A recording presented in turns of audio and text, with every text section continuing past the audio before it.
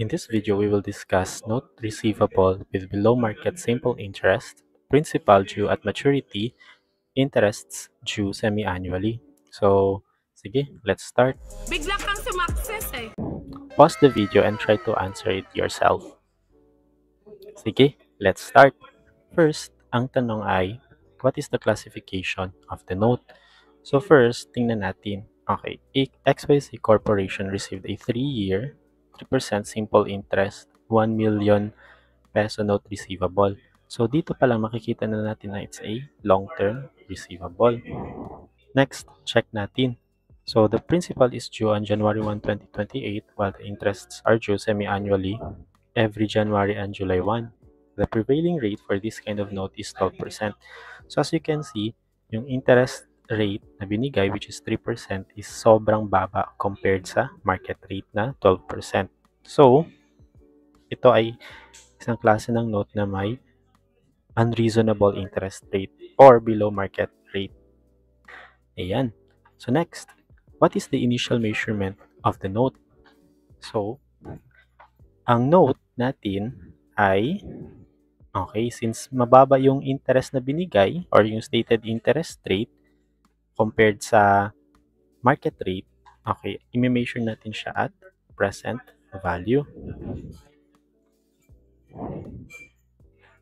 Ayun. So, yung present value represents the fair value ng note. Okay? So, next, what factors should we use? So, para sa principal, anong gagamitin natin? Okay? So, i-observe natin yung cash flow behavior ng principal. So, sabi dito, principal is due on January 1. So, ibig sabihin, isang bagsakan natin siyang matatanggap. Sounds like lump sum. So, since lump sum to siya, ang gagamitin nating factor ay PV of 1. Next, check naman natin ang behavior ng interest. So, ang behavior ng interest is makakatanggap tayo, okay, every January 1 and July 1. So, big sabihin, consistent tayo makakatanggap ng 3% of 1,000. Okay, tapos divided by 2 kasi semi-annual. Okay? So, gagamitin natin dito ay PV, okay, annuity. So, is it ordinary annuity or annuity due? So, since ang interest is earned through passage of time, okay, so ma-earn lang natin siya after, let's say, after half year, then another half year, hindi natin siya pwedeng i-earn in advance. So, ang gagamitin natin ay ordinary annuity or PVOA of 1. So, sige. Next, prepare an amortization table. So, first is, kailangan ma-determine natin magkano siya ngayon. Okay? Next, okay. Sige, ilagay muna natin yung mga values na alam natin.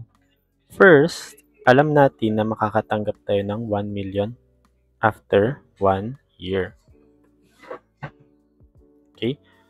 So, anong factor yung gagamitin natin? So, that's 1 million times present value of 1. Now, check natin. Yung number of periods, okay, is, tandaan natin na ito ay semi-annual. Okay? So, since semi-annual to siya, okay, yung number of periods is i-multiply natin by 2. Bakit 2? Kasi, di ba yung number of years is 3? Okay? Pero, dalawang beses tayong makakatanggap ng interest. So, since dalawang beses tayo makakatanggap ng interest, parang nadoble yung number of periods. So, 2 times 3 is 6. Now, how about yung interest rate? So, yung interest rate natin is, check natin, 12%. Kaso, yung 12% na to is annual. Okay, so kailangan natin siya i-adjust para katulad din dito. Magiging semi-annual din siya.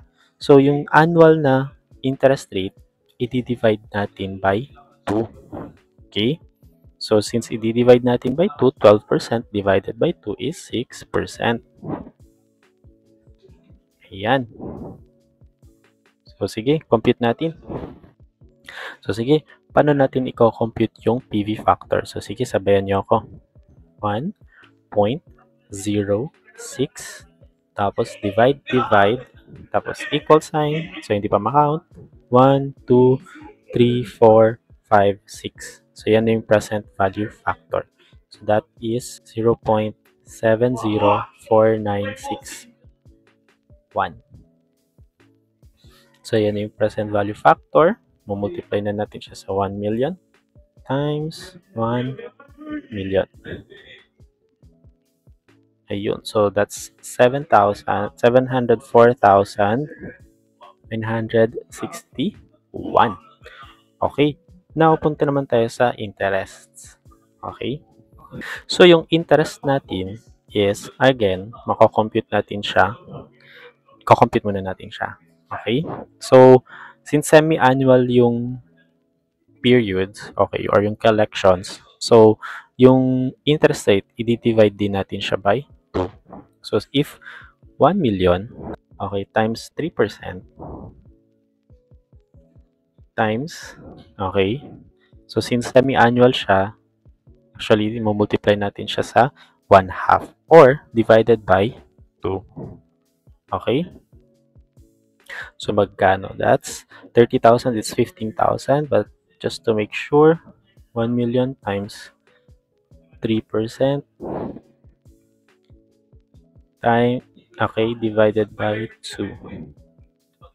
So, ayan, 15,000 yung cash flows natin every, semi-annually. So, ibig sabihin, makakakollect tayo dito ng 15,000 per month. Every 6 months.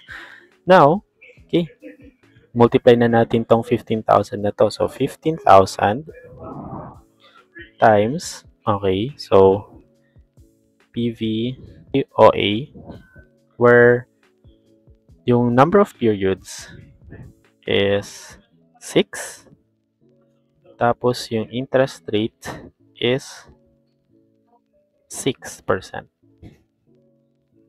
So, ayan. Sige, compute na natin, no? So, that's 15,000 times, okay. So, sige, sabayan nyo ako, compute natin yung present value factor. So, that's 1.06, divide, plus equal sign, 1, 2, 3, 4, 5, 6, minus 1, divided by 0.06. So, ayan. So, ibig sabihin, 15,000 times 4.91732. Okay. So, yan yung present value factor. So, makakompute na natin. So, mumultiply natin times 15,000. Iyon. So, that's 73,750. Okay. 760. Ayan. Tapos, i-add na natin yung dalawa. So, that is 704,000. Okay. That's 704,961 plus 73,760.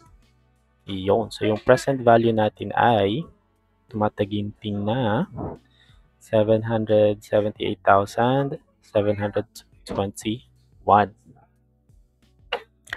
Okay. Sige. So, ito na yung maging present value natin, no? 778,721. Next, sige, tapusin na natin yung amortization table, no? So, 778,721 times 1 times 0.12, 0.06. Yun. Yes. 46,723. Okay. Minus 15,000. Para makuha natin ng amortization. So, 31,723. So, tandaan nyo guys, no, na ang amortization, yun yung net effect ng collections at ng interest income. Okay? So, kung mas malaki ang collections kaysa sa interest income, we can expect na yung amortization ay pabawas. Samantalang, if mas malaki ang interest income kaysa sa collections, we can expect na yung amortization is pa-plus. Okay? So, plus 778,721.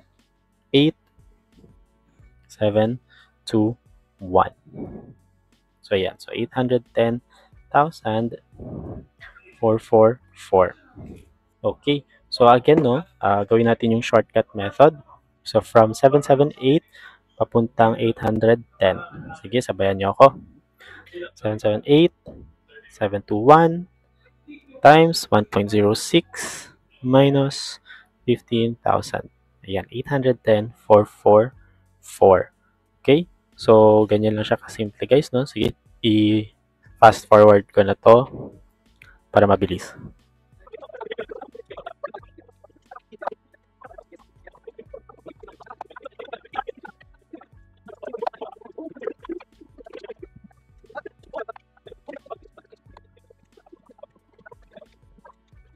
So, ganyan lang siya kasimple guys. So, ano yung mga takeaway natin dito, no? Number one, yung collections is consistent na 15,000. So, since consistent siya, gagamitin natin siya ng PVOA. Okay? Next, since semi-annual siya, okay? Since semi-annual, i-divide natin yung interest rate at i-multiply natin by 2 ang number of periods. Okay? Ano pa ba? So, yun lang guys. So, see you sa susunod na video.